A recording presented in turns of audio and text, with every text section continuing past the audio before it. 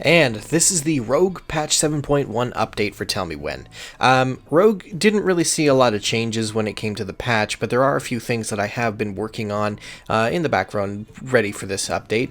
Number one thing is I've changed it so now Agonizing Poison and Alacrity will take the place of that talent area. If you took those talents, you'll be able to see their debuffs or buffs respectively.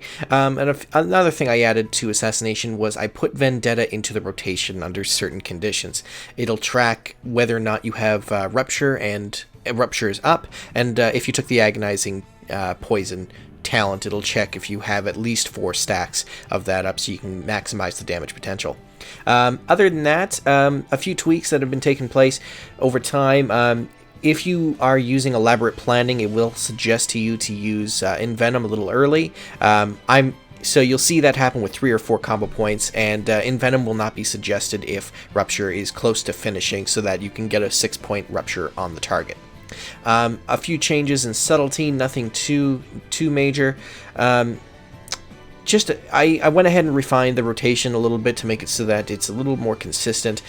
You should be able to use your cooldowns a little bit more effectively now. The artifact ability has been put into the rotation just like the other, and you'll see it pop up under certain conditions as well.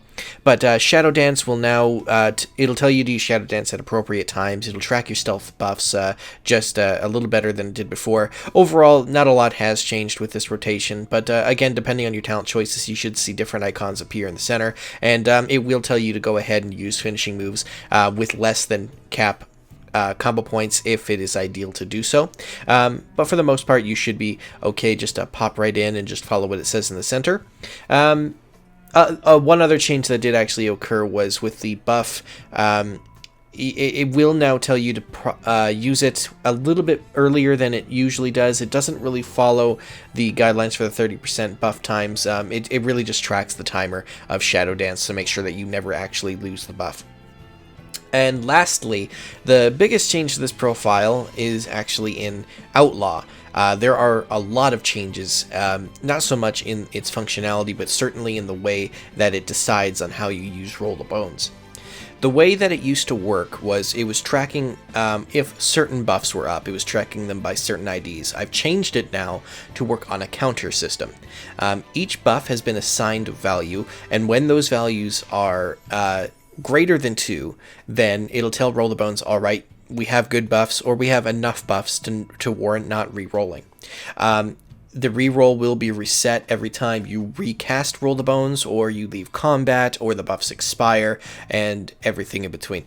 And it's set up in this way so that should the buffs ever change in value, should Grand Melee, for example, become the best buff via hotfixes or patches, I can go ahead and change the value that the Roll the Bones counter gains when the buff is active. And these values are added on the application of the buff and also the re-application, so if the buff is ever reapplied. And so you'll see right here with Shark Infested Waters, what it's tracking is the buff has been applied Shark Infested Waters, and when this icon disappears, it'll set a value to the Roll the Bones RNG, and it'll add 2 to that value.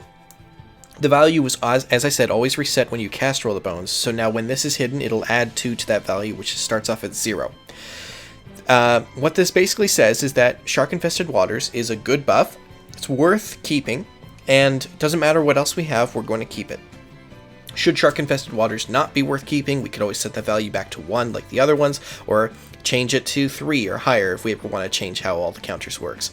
All this is happening in the background, and it's just the decision making that's happening for Roll the Bones to make sure that it is telling you to reroll when it is worth rerolling, and it is telling you to keep your buffs when it is not worth rerolling. But yeah, those are all the changes for patch 7.1. I hope you like what you see, and I will catch you guys in the next video.